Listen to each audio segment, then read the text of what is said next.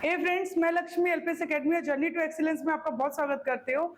जैसा कि आप लोग जानते हैं कि हमारा वर्ल्ड ज्योग्राफी का सीरीज चल रहा था, जिसमें हम लोगों ने नॉर्थ साउथ अमेरिका कंप्लीट कर लिया था, अफ्रीका भी कंप्लीट कर लिया था, और अब हम लोग आज स्टार्ट करेंगे यूरोप कॉन्टिनेंट, है ना। और बाकी के जो वीडियोस हैं इससे पहले जो हमने कंप्लीट किया है north America, south America and Africa, तो उसका लिंक आपको डिस्क्रिप्शन बॉक्स में मिल जाएगा। उसे देखिएगा, सीक्वेंसिंग में पढ़िए, ज़्यादा मज़ा आएगा, ज़्यादा समझ में आएगा। ठीक है, तो हमेशा की तरह बेसिक से स्टार्ट करते हैं, और मैंने मैप पहले से ही बना लिया है, टाइम किल ना हो। ओके, तो जिस तरीके से मैंने बताया था कि अफ्रीका एकमात्र महाद्वीप जहां से तीनों रेखाएं जाती हैं, कौन कौन सी? Tropic of cancer, tropic of capricorn and equator also, ये तीनों रेखाएं वहां से पास होती हैं। लेकिन जो यूरोप है, यूरोप की अगर हम बात करें तो यूरोप से जाती है 66.5 डिग्री नॉर्थ, यानी 66.5 नॉर्थ आर्कटिक सर्कल। ठीक है, ये पास होती है। तो कौन कौन से देशों से होती है, सबसे पहले हम ये देखते हैं। उससे पहले एक चीज और बताती हूँ मैं, कई बार पूछ लेता और नहीं भी पूछा है तो आगे हो सकता है, संभावना है कि सबसे पूर्वी और सबसे पश्चिमी राजधानी कौन सी है। तो सबसे पूर्वी, जैसा कि आप लोग जानते हैं कि यह है पोर्तुगल, स्पेन। तो पुर्तगाल की राजधानी, या पोर्तुगल बोल लीजिए, इसकी राजधानी है लिस्बन। तो सबसे पूर्वी ये हो गई। सबसे पश्चिमी रशिया की राजधानी है मॉस्को। तो ये भी हमें जानना चाहिए। तो चलिए स्टार्ट करते हैं। ओके, तो सबसे ऊपर देख लीजिए क्या है, 66.5 आर्कटिक। ठीक है, तो आर्कटिक सर्कल जो है 66.5 डिग्री नॉर्थ, ये पास होता है कहाँ कहाँ से? नॉर्वे, स्वीडन, फिनलैंड और फिर उसके बाद रशिया। तो एक बार हम देख लेते हैं। देखिए, 66.5 नॉर्थ आर्कटिक सर्कल कहाँ कहाँ से जा रहा है? Norway, Sweden, Finland. ठीक है, नॉर्वे, स्वीडन, फिनलैंड एंड फिर रशिया। ओके, तीनों की कैपिटल बाल्टिक के समीप है, ये भी आपको पता होना चाहिए। तीनों की जो कैपिटल है, तीनों की जो राजधानियां हैं, वो किधर है? बाल्टिक के समीप है। ओके, ये रहा बाल्टिक, और इन तीनों की राजधानियां इसके समीप है। ये नॉर्वे है, स्वीडन है और ये फिनलैंड है। चलिए,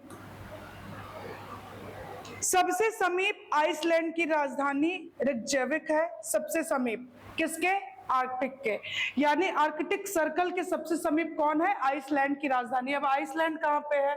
एक चीज याद रखिएगा, समीप है, वहां से पास नहीं होती है। हमेशा कंफ्यूज मत होइएगा, इसमें हमेशा ही कंफ्यूज होते हैं बच्चे, क्योंकि ये सबसे ऊपर में है। ये रहा आइसलैंड, इसको मध्य रात्रि का देश भी कहते हैं, और सबसे उत्तर में है ये। ठीक है, तो सबसे समीप कौन है? आइसलैंड की राजधानी रिकजैविक। ओके, फिर आ जाइए 0 डिग्री जीएमटी। अब 0 डिग्री जीएमटी कहां कहां से पास हो रही है? United kingdom, France and Spain. United kingdom, France and Spain, यहां से ये पास हो रही है। तो इसका भी एक बार लोकेशन देखिए, ये रही 0 डिग्री। ओके, ये रही 0 डिग्री, ये जा रही है। ठीक है, ये स्पेन है आपका, ये यूनाइटेड किंगडम है, ये फ्रांस है। एक बार मैप लेके आप लोग भी बैठिए। तो 0 डिग्री जीएमटी 3 देशों से जा रही है, United kingdom, France and Spain. Important.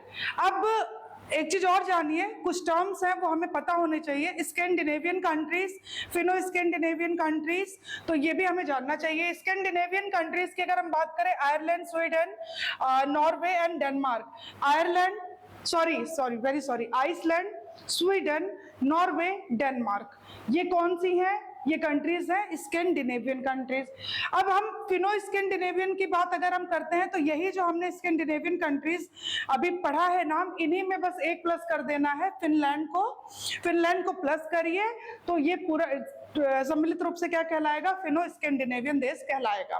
Okay, तो बार बार बोलने से याद होगा, आइसलैंड, स्वीडन, नॉर्वे, डेनमार्क, और अगर आप फिनलैंड उसमें प्लस कर देंगे, फिनलैंड को भी शामिल कर देंगे इनके ग्रुप में, तो ये हो जाएगा फिनो स्कैंडिनेवियन देश। ओके, आइसलैंड, स्वीडन, नॉर्वे, ये देखिए ऊपर में ही सारे देश है। ये रहा आपका Iceland, Norway, Sweden and Denmark. अगर आपको फिनलैंड लेंगे तो फिनो स्कैंडिनेवियन हो जाएगा, अदरवाइज आप उसे स्कैंडिनेवियन बोलेंगे।